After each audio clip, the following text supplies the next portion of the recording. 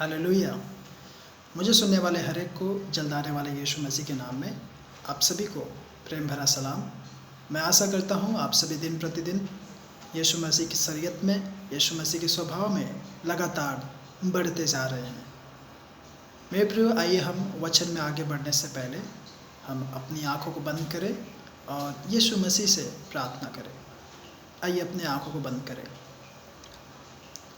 प्यारे अनुग्रहकारी दयालु परमेश्वर प्रभु जी राजा, धन्यवाद इस सुंदर समय के लिए।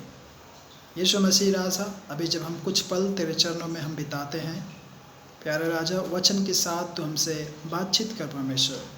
प्यारे प्रभु जी, तेरे वचनों में और भी आगे बढ़ते जाने के लिए, तेरी इच्छा को जानने के लिए, समझने के लिए तू हमारी ज्ञान और बुद्धियों को खोल दे परमेश्वर, ताकि यीशु हम तुझ में और भी आगे बढ़ते जाने पाए।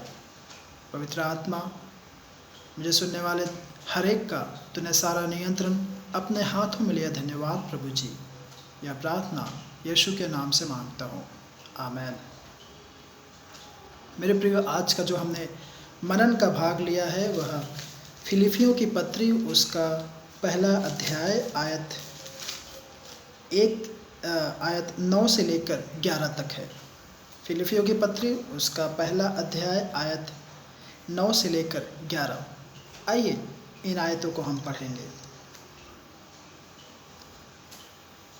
मैं यह प्रार्थना करता हूँ कि तुम्हारा प्रेम, ज्ञान और सब प्रकार के विवेक सहित और भी बढ़ता जाए, यहाँ तक कि तुम उत्तम से उत्तम बातों को प्रिय जानो और मसीह के दिन तक सच्चे बने रहो और ठोकर न खाओ, और उस धार्मिकता के फल से जो यीशु मसीह के द्वारा होते हैं भरपूर होते जाओ, जिससे परमेश्वर की महिमा और स्तुति होती रहे, आमेन।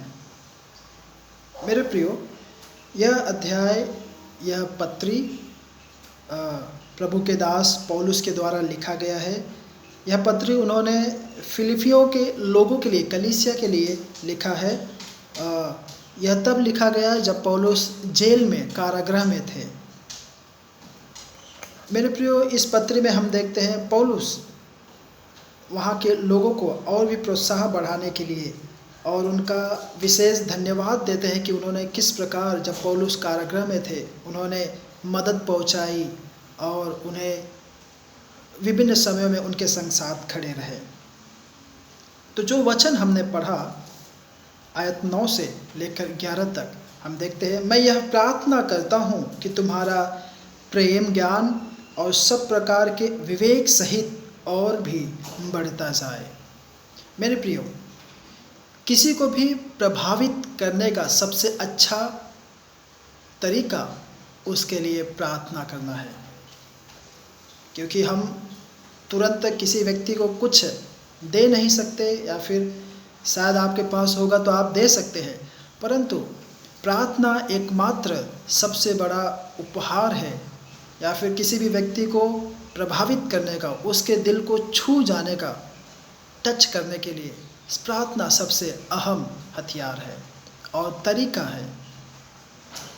पौलुस की फिलिपियों के लोगों के लिए यही प्रार्थना रही थी कि वे प्रार्थना में एकजुट हो जाएं। उनका प्रेम परमेश्वर के प्रति गहन ज्ञान और नैतिक विवेक का बड़ा प्रमाण था। उनका प्रेम भावनाओं पर आधारित नहीं, या फिर उन इमोशंस, उनके भावुक हो जाने के प्रति कुछ भी आधारित नहीं था, परंतु यीशु मसीह ने जो अद्भुत कार्य किए थे उसके प्रति था कि परमेश्वर ने किस प्रकार उन्हें स्पर्श किया, छुआ, चंगा किया, और उसके प्रति विश्वास, उस पर उनका प्रेम आधारित था।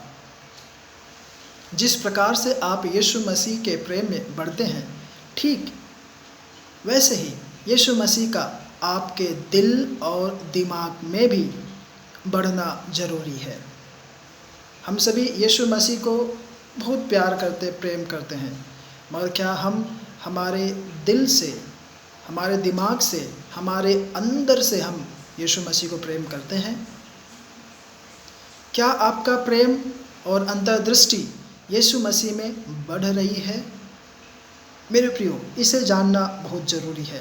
तो पौलुस की जो मुख्य याचना, जो प्रार्थना रही, वह यह कि मैं यह प्रार्थना करता हूँ कि तुम्हारा प्रेम, ज्ञान और सब प्रकार के विवेक सहित और भी बढ़ता जाए। यानी कि पौलुस चाहते हैं कि फिलिपियों की कलीसिया एक सिद्धता की ओर बढ़ते बढ़ते चला जाए। आगे 10वीं आयत में हम देखते हैं, यहाँ तक कि तुम उत्तम से उत्तम बातों को प्रिय जानो और मसीह के दिन तक सच्चे बने रहो और ठोकर ना खाओ।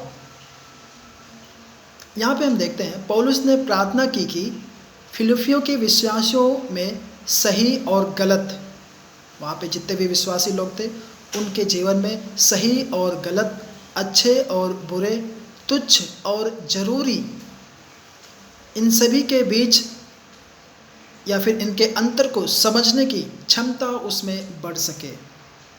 मेरे प्रियो, कई बार हमारे जीवन में भी हम किस बात को प्रथम स्थान देना है हम नहीं समझ पाते, या फिर कौन सा कार्य हमें ज़रूरी है अभी करना, हम उसका माप तोल नहीं कर पाते। तो पौलुस की दिले इच्छा यही रही कि वहाँ के विश्वासी लोग क्या सही है, क्या गलत है, क्या अच्छा है, क्या बुरा है, क्या तुच्छ है, क्या ज़रूरी है, इस बीच अंतर को समझने की क्षमता उसमें बढ़ाने को इच्छुक थे और उनकी यही प्रार्थना थी। हमें नैतिक विवेक के लिए प्रार्थना करना चाहिए ताकि हम अपने मसीही जीवन में यीशु की नैतिकता और उसके मूल्यों को अपने जीवन में बनाए रखें। आइए उसकी नैतिकता और उसके मूल्यों को हमारे जीवन में बनाए रखने के लिए हम क्या करें या फिर हम कैसे बनाए रख सकते हैं। मेरे साथ निकालिए इब्रानियों की पत्री उसका 5वां अध्याय आयत 13 से लेकर 14। यहाँ पर हम देखते हैं, क्योंकि दूध पीने वाले बच्चे को तो धर्म के वचन की पहचान नहीं होती क्योंकि वह बालक है, परंतु अन्य सयानों के लिए है जिनकी ज्ञानेंद्रियां अभ्यास करते करते भले बुरे के भेद में निपुण हो गई हैं। तो मेरे प्रियो, हमें लगातार उस मसीहत में बढ़ते जाना चाहिए। यीशु मसीह की वापसी का दिन है ना, हमने यहाँ पे पढ़ा, यीशु मसीह के दोबारा आने तक, यीशु मसीह की वापसी के आने के दिन तक उस समय का उल्लेख करता है कि जब पिता परमेश्वर यीशु मसीह के माध्यम से दुनिया का न्याय करेंगे और उसका फल या फिर हिस्सा उन्हें देंगे। न्याय करने के पश्चात उन्हें एक दिया जाएगा स्थान कि आपके हिसाब के अनुसार, आपके न्याय के अनुसार आपको यहाँ पर डाला जाता है, आप हमारे संग साथ रहेंगे, आप नरक में रहेंगे। तो इस हिसाब से उनका फल होगा। तो ऐसे में हमारे इस पृथ्वी में का जीवन बहुत ही आदर, बहुत ही भय और भक्ति के साथ हम परमेश्वर की तैयारी में बिताएं ताकि यीशु मसीह किसी भी पल जब आए तो हम तैयार पाए जाएं। वचन कहता है यीशु मसीह का दिन चोर के समान होगा, और हम सभी जानते हैं चोर बता के नहीं आता। जब हम शांति में रहते हैं, चैन में रहते हैं, आराम में रहते हैं, तभी चोर आके चोरी करके जाता है। तो यीशु मसीह कभी भी आ सकते हैं, तो हम तैयारी में रहें, हम जागते रहें, तो अवश्य हम उसके संग साथ उठा लिए जाएंगे। 11वीं आयत हमने पढ़ा, उसके अनुसार आपके उद्धार के फल में, है ना, जब हम उद्धार पाते हैं, आपके उद्धार के फल में परमेश्वर के साथ सही संबंध और परमेश्वर के चरित्र के सभी गुण शामिल है ना। जब आप उद्धार पाते हैं या फिर यीशु मसीह को ग्रहण करते हैं, तब से परमेश्वर के साथ के संबंध और उसके चरित्र के हर एक गुण आपके अंदर विद्यमान हैं। जिस समय आप यीशु मसीह को उद्धारकर्ता के रूप में पाते हैं, उस समय से परमेश्वर अपना स्वर्ग के राज्य का छाप आपके ऊपर लगाते हैं। उद्धार पाने के दिन तक या मरने तक आपको, या यीशु मसीह के वापस आने तक आपको उसके फलों में दिन प्रतिदिन उन फलों को प्रज्वलित करना है, उसे लगातार बढ़ाते जाना है। मेरे प्रियो, यीशु मसीह को छोड़ और कोई भी रास्ता नहीं है कि हम उसके फलों को प्राप्त कर सके। अब आप सोचेंगे कि ये फल क्या हैं, तो मेरे साथ निकालिए गलातियों की पत्री उसका 5वां अध्याय आयत 22। परमेश्वर के फलों में बढ़ते जाए, तो हम पढ़ेंगे वे फल क्या हैं। पर आत्मा का फल प्रेम, आनंद, शांति, धीरज, कृपा, भलाई, विश्वास, नम्रता और संयम है। मेरे प्रियो, हमें इन सारे फलों में आगे बढ़ते जाना है। तो जब आप इन सारे फलों में आगे बढ़ते जाएंगे और परमेश्वर जब यीशु मसीह आके न्याय करेंगे न्यायासन में बैठ के, तो मेरे प्रियो देखना, आप उस समय यीशु मसीह की तरफ होंगे और परमेश्वर से, आपके जीवन से परमेश्वर के नाम को महिमा मिलेगी। तो क्या आप चाहते हैं कि आपके जीवन से परमेश्वर के नाम को महिमा मिले? यदि आप चाहते हैं कि आपके जीवन से परमेश्वर के नाम को महिमा मिले, तो होने पाए मेरे प्रियो, परमेश्वर ने आपके जीवन में जिस समय आपने उद्धार पाया उसी समय परमेश्वर ने एक छाप दे दिया है। परमेश्वर ने वह छोटी सी चिंगारी आपके जीवन में दे दी है।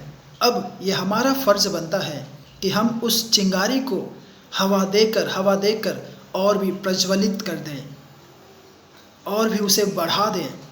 और यह तभी होगा जब आप प्रार्थना में, उस वचनों में ध्यान करते हुए, मनन करते हुए आप आगे बढ़ेंगे। तो मेरे प्रियो, यह समय आपका है, हम सभी तैयार हो जाएं, क्योंकि अंतिम समय आ चुका है और हम नहीं जानते कि यीशु मसीह कब आएंगे, परंतु वे, उनका वायदा है कि वे ज़रूर आएंगे। तो उसके लिए हम सभी तैयार हो जाएं। प्रभु आप सभी को इन वचनों से आशीषित करे, अनुग्रहित करे। आमेन।